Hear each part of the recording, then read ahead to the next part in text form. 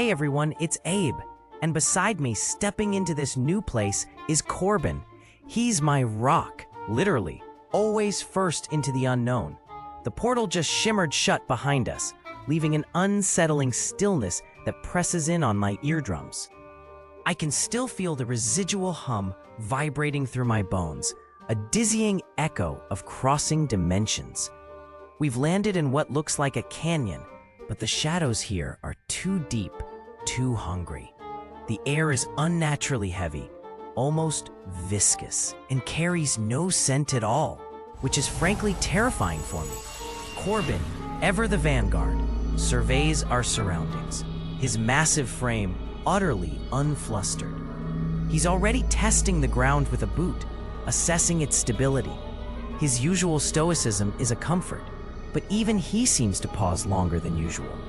I'm already getting that familiar prickle of apprehension, the kind that tells me this isn't just an adventure, it's a profound challenge. The towering rock formations around us seem to pulse, almost imperceptibly, casting long, wavering shadows that defy the logic of light and space itself. There's a faint, high-pitched whine emanating from the canyon walls, almost too subtle to register, but it's there, just at the edge of hearing. I need to observe everything. Every detail here feels wrong, distorted. I'm looking for anything out of place, anything that might give us a clue or a warning. A cold dread is starting to coil in my stomach, tighter than any knot I've ever tied. My boots crunch softly on ground that feels less like solid earth and more like granulated starlight. We're deep within these uncharted territories now, where the very physics of the world seem to fray. Towering spires of jet-black rock, impossibly smooth, hum with a faint, resonant vibration that I feel deep in my molars. I watch a skittering group of iridescent, beetle-like creatures. They veer sharply, almost colliding mid-air, to avoid even the slightest contact with these strange formations. It's an instinctive, palpable dread I can practically taste in the air. Corbin, my unwavering vanguard, points a massive finger toward a cavern wall. There, clinging to the damp stone like a parasitic jewel, is a vibrant tapestry of luminous lichen, pulsing with shifting, impossible colors. Before I can properly log the environmental data, his hand moves, a blur of motion. He's tearing a fistful away, his gaze utterly transfixed by its bioluminescent shimmer. My internal logs scream, unpurified ingestion hazard imminent, but he just shoves the glowing mass into his mouth with zero culinary finesse. A moment of utter, chilling stillness follows.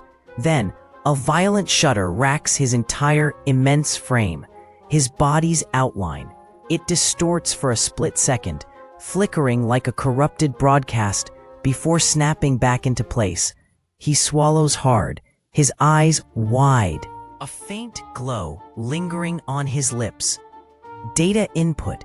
Subject exhibits acute physiological instability following direct ingestion of unknown luminous flora. I murmur into my wristcom, keeping my voice as steady as I can. This environment isn't merely unstable. It's actively generating hostility. We're crouched low behind a thicket of crystalline reeds, their sharp edges humming softly in the alien breeze. My breath hitches as a small group of indigenous beings materializes from the deep twilight. They move with an unnatural silence, their forms like living shadows, barely reflecting the faint, distant nebulae. They approach a crudely carved altar, its surface rippling with internal light. I watch them deposit small, shimmering offerings, each one pulsing faintly with an erratic energy. Corbin remains perfectly still beside me, a mountain of silent vigilance. I can hear the slow, deliberate beat of his heart through the ground, a steady rhythm, against my own frantic pulse. He doesn't move a muscle, but I see his grip tighten almost imperceptibly on his massive hunting axe. He registers the threat, the unspoken power. The air around the altar feels unnaturally heavy now. A pressure that makes my inner ear thrum, like standing too close to a massive, dormant generator. A low, resonant vibration echoes through the very rock beneath my knees.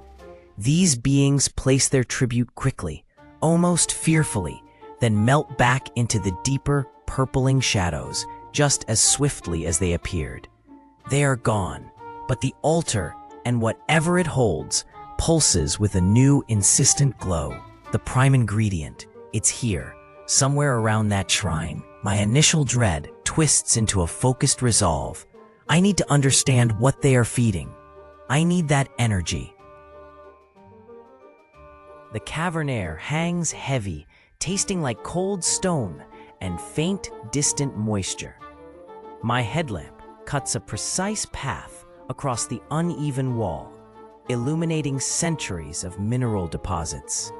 When something distinct catches my eye, a vast petroglyph etched deep into the rock face shimmers faintly, as if alive with an internal, unstable light.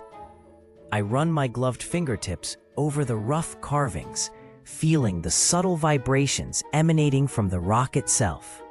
A low thrum that resonates through my bones. I trace the intricate patterns, deciphering ancient warnings. It's a depiction of a swirling, almost liquid object, constantly shifting, its form never quite solid, surrounded by shadowy, fragmented figures that seem to coalesce and dissipate at the edges of my vision. Their fractured shapes suggest hostility, their jagged edges bristling. Corbin stands silent beside me, his massive form a solid pillar against the shifting glow. He points a thick, calloused finger past the glyph towards a gaping maw deeper into the rock. I understand his silent command. The glyph isn't just a map, it's a profound warning. These guardians, they look aggressive, their forms disjointed, almost broken, like reality itself is struggling to contain them. The shimmering object, our prime ingredient, must be beyond them, nestled in those depths. A wave of profound dread washes over me, chilling me far more than the cave's constant temperature. This isn't just an ingredient hunt now. It feels like an intrusion into something primal. Fear begins to prickle at the back of my neck, tightening my throat. We are approaching uncharted territory, and its inhabitants seem utterly unwelcoming. I swallow hard. This is going to be far more complicated and dangerous than I ever anticipated.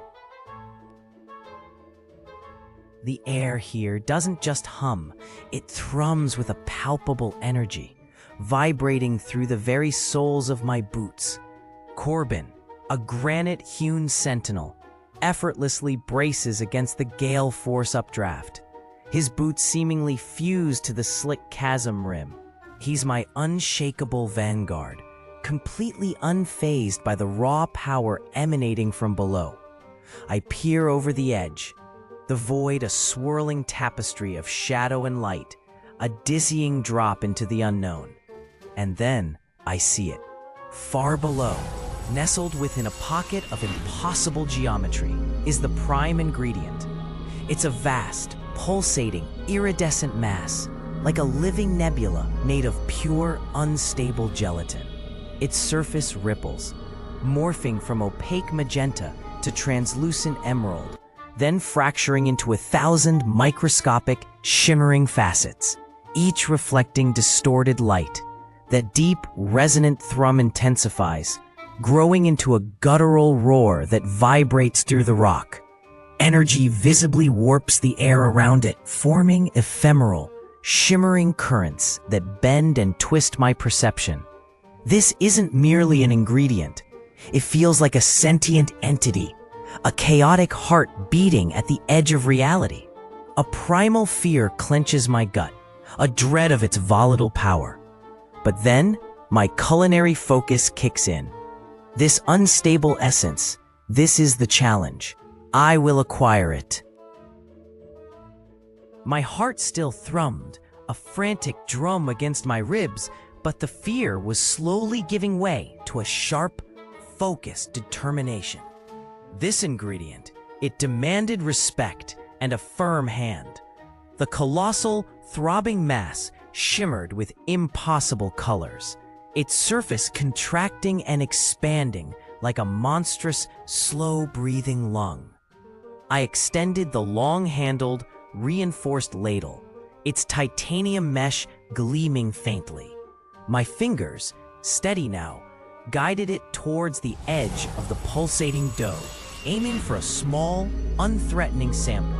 The air around it felt dense, buzzing with an almost physical hum, like a distant, overloaded power grid.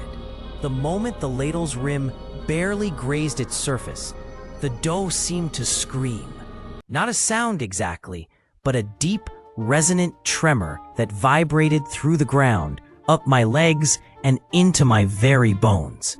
The mass convulsed, retracting violently, then lashed out with a silent, concussive wave. Nearby rock formations, jagged and ancient, instantly fractured and then disintegrated into fine dust, showering us. Corbin, predictably, didn't flinch. He just grunted, a low rumble from his chest, and instinctively pivoted, his massive form becoming a shield between me and the disintegrating debris.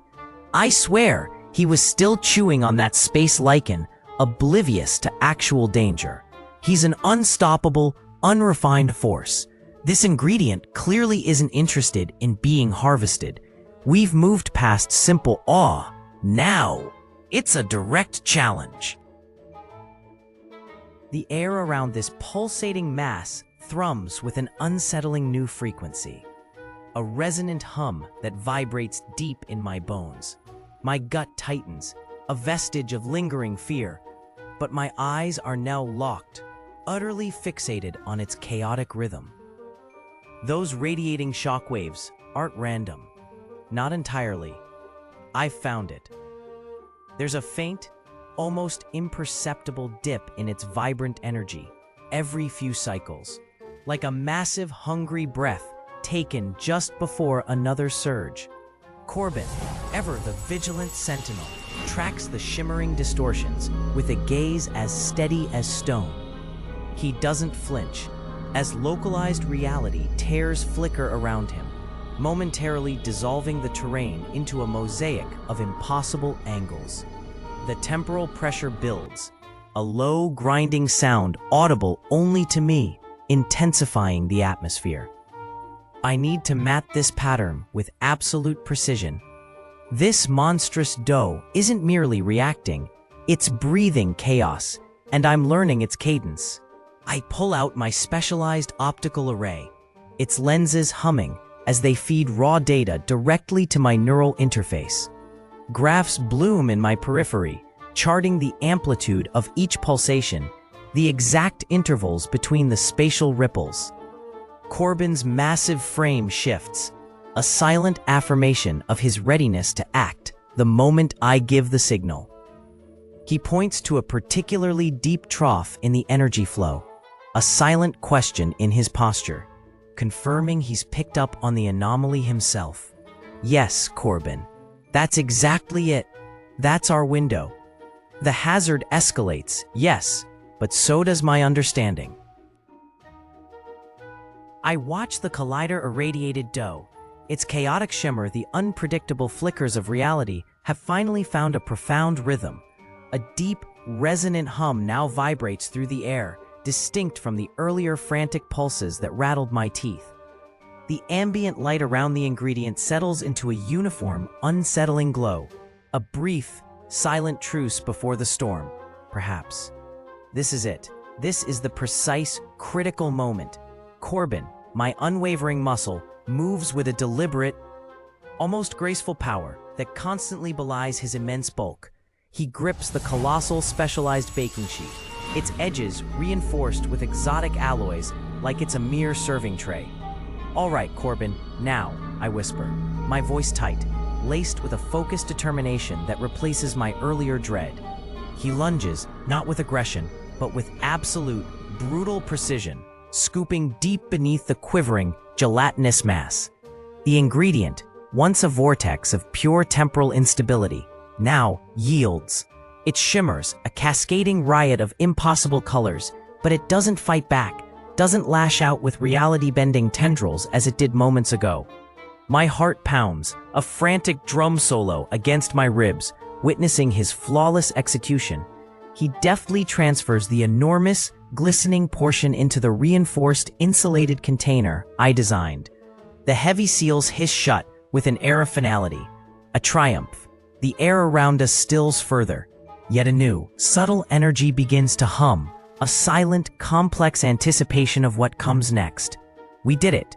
The first crucial step is complete. My hands press into the Collider-Irradiated dough, a living entity that shimmers with internal light. It pushes back, hot and cold at once, humming a discordant frequency that resonates through the temporary kitchen's plasteel floor. Utensils clatter on the metal counter, vibrating from the raw energy leaking from the dough itself. A faint, high-pitched whine emanates from the air itself, distorting my perception of the corners of the room. I quickly incorporate the cosmic spices, crystalline shards harvested from the ether-weave blooms, grinding them in with fierce, rhythmic motions. Corbin, meanwhile, stands sentinel at the perimeter, his muscles bulging as he braces against unseen forces. A pulsating tendril of pure light lashes out from the ambient distortion, attempting to wrap around the spice grinder, but Corbin's immense hand grips it, absorbing the shock without a flinch. He is an anchor in this swirling chaos, preventing the energy from tearing the makeshift lab apart, a physical barrier against the encroaching multiverse. I watch him, impressed by his raw strength, even as I critique his lack of appreciation for precise ingredient handling. This dough, it wants to become something more, something unruly, fighting my touch. But I am shaping it, forcing its erratic will into the familiar, comforting form of bagels. Each twist and fold feels like a negotiation with reality. My focus, a pinpoint against the escalating cacophony. The air crackles, smelling like distant stars and melting metal. This isn't just baking. It's an act of defiance, a culinary wrestling match with the fabric of existence. The multiverse glitch-bagel, now perfectly golden, hums faintly in my hand. Its surface shimmers, a faint purple aura clinging to the sesame seeds I painstakingly applied. Corbin, ever watchful, eyes the concoction with his usual stoic intensity. I tell him, this, Corbin, is the culmination of our journey, a masterpiece born from pure chaos. The Collider-Irradiated dough, once a threat, now nourishment. He merely grunts, his massive frame a silent sentinel. I raise the bagel, a small, defiant smile touching my lips. The moment of truth. My heart thrums with a primal rhythm, not of fear, but of profound anticipation, a triumph over the unpredictable ingredient. I take a bite. The texture is impossibly soft, yet resilient, a paradox against my palate. A burst of citrus and cosmic dust fills my mouth, a flavor profile that shouldn't exist. As I chew, a strange energy sparks through my arm, vibrating against my bones. My fingers, gripping the remaining bagel, begin to shift. For an instant, they become a series of sharp, deliberate pencil lines, then melt into the rich, textured strokes of an oil painting. The familiar warmth of my skin gives way to a blocky, vibrant pixel art rendition before coalescing back into their original form. A ripple of triumphant laughter escapes me. "Corbin!" I exclaim, my voice echoing slightly. It works. The prime ingredient. It's been tamed. We've done it. We've bent reality to our will, and it tastes like victory. The air around us crackles, a subtle hum of newly organized chaos. But the bagel remains solid, its power now integrated. My culinary quest continues, forever changed.